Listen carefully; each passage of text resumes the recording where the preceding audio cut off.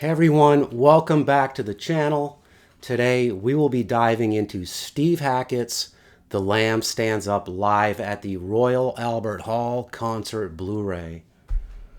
So this version comes in an 8-panel cardboard digipack that includes 2 CDs and a Blu-ray disc of the concert that are all housed in a nice cardboard slipcase.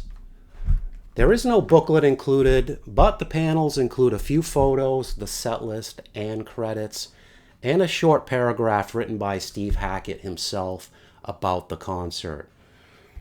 The slipcase also features slightly different photos than the digipack case on the front and the back, which was a nice touch, I thought. So, since leaving Genesis in 1977, Steve Hackett has gone on to have a prolific solo career, releasing over 30 studio albums and damn near as many live albums and concert videos. In the late 90s, Hackett really began to embrace his Genesis legacy more prominently, first with his Genesis Revisited studio album in 1996, and since then, he has consistently incorporated numerous iconic Genesis songs into his live sets alongside his solo material. More recently, his live shows and concert videos have highlighted a specific classic Genesis album, such as his Foxtrot at 50 in 2023 and Selling England by the Pound in 2020. As the title suggests, his latest 2025 offering highlights the legendary The Lamb Lies Down on Broadway album. The Lamb Stands Up live at the Royal Albert Hall was filmed in October 2024 and celebrates the 50th anniversary of this progressive rock classic, with a selection of Steve's favorite tracks from that double album. His backing band for this tour featured Nad Sylvan on vocals, Craig Blundell on drums, Roger King on keyboards, Jonas Reingold on bass, guitar, and vocals, and Rob Townshend on sax, woodwinds, keyboards, percussion, and vocals. Special guests also included Amanda Lehmann on guitar and vocals, John Hackett on flute, Ray Wilson on vocals, and Steve Rothery on guitar. Hackett follows his usual format for these types of shows by first playing a set that features his classic solo material, as well as a few new songs from his latest album at the time. In 2023, Hackett released his latest solo album, The Circus and the Nightwhale, and this concert kicks off with 3 of its best songs, People of the Smoke, Circo Inferno, and These Passing Clouds. From there, Hackett takes you on a journey through his extensive 50-year solo career, starting with another recent track off of his 2021 album, Surrender of Silence, with The Devil's Cathedral. This trippy prog number features Nad Sylvan on lead vocals and some incredible guitar tones from Hackett that made me feel like I had kind of walked into Dracula's castle as an ominous church organ is being played. After the pop prog masterpiece Every Day from his popular 1979 album Spectral Mornings served up a harmony vocals masterclass, he proceeds to dazzle the audience with 3 tracks from his seminal debut album Voyage of the Acolyte. Hands of Priestess showcases Hackett on classical guitar, and his brother John joins him on flute as well.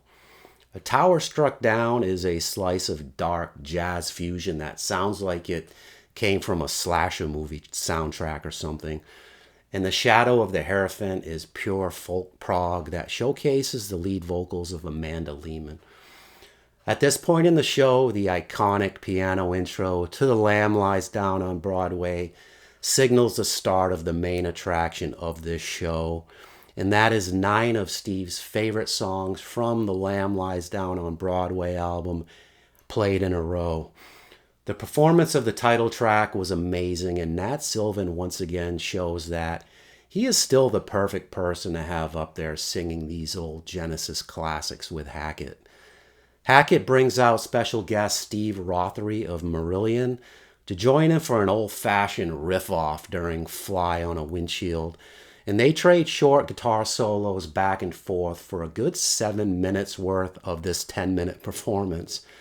I mean, I ate that shit right up like a rack of barbecued ribs, but the non-guitarists or more casual fans out there might find it a tad overindulgent. For Carpet Crawlers, Hackett invites out special guest Ray Wilson, who sang on Genesis's much maligned last studio album, Calling All Stations from 1997. He does a wonderful job with this Peter Gabriel masterpiece, and Sylvan supplies the Phil Collins high harmony vocals flawlessly as well.